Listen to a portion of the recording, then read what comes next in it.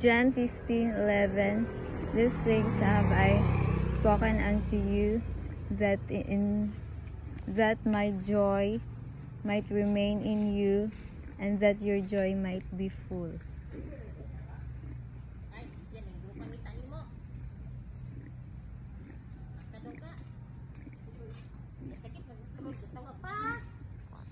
That's the message of the Lord for you today, that He will give you joy in fullness, and that your joy no one can take away from you, because God will give you joy in that you cannot fathom the joy that you have in your life.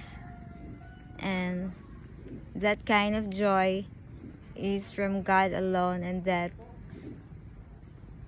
no one can define your joy, because your joy is so full, and that you will burst into so much joy, because I will give you things you don't expect, and I will surprise you with so much gifts, and that you cannot expect. It will happen in a sudden, and you will be so much full of joy.